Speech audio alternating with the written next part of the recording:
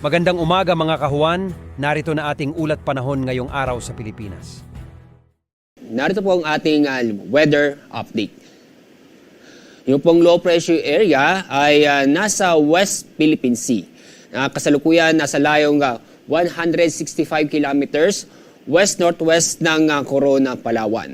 Base sa ating data at analysis ng ating binabantayang low pressure area, mababa ang tsansa na ito'y maging bagyo. Itong LPA ay nakapaloob sa ITGC o Intertropical Convergence Zone. Itong ITGC ay naapektuhan ang malaki pong bahagi po ng ating bansa. Samantala, inyo mapapansin, may isang bagyo na sa labas po ng ating Philippine Area of Responsibility at kasalukuyan. Isa siyang tropical depression na sa layong 2,540 kilometers silangan ng extreme northern Luzon. Ang lakas ng hangin malapit sa gitna nito ay umaabot sa 55 kilometers per hour.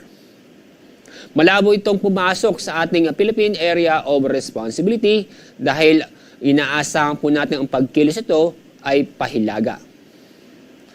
At sa ating lagay na panahon ngayong araw, maulap na kalangitan na may mga kalat-kalat na pag-ulan at thunderstorm ang inaasahan po natin sa Batangas, ganun din po sa Quezon, Laguna, Rizal, Mimaropa at Bicol Region. Samantala, ito pong nalalabing bahagi po ng Luzon kasama ang Metro Manila, ganun din po sa buong Visayas at ganun din po ang buong Mindanao ay magiging bahagyang maulap hanggang sa maulap ang kalangitan maliban sa mga isolated na mga pag-ulan or thunderstorm.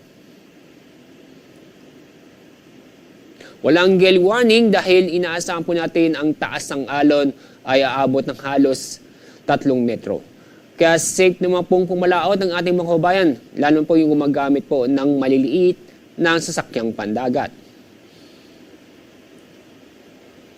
Ang araw po nga sisikat mamaya pong 5:46 ng umaga. Ang araw lulubog sa ganap na 5:41 ng hapon.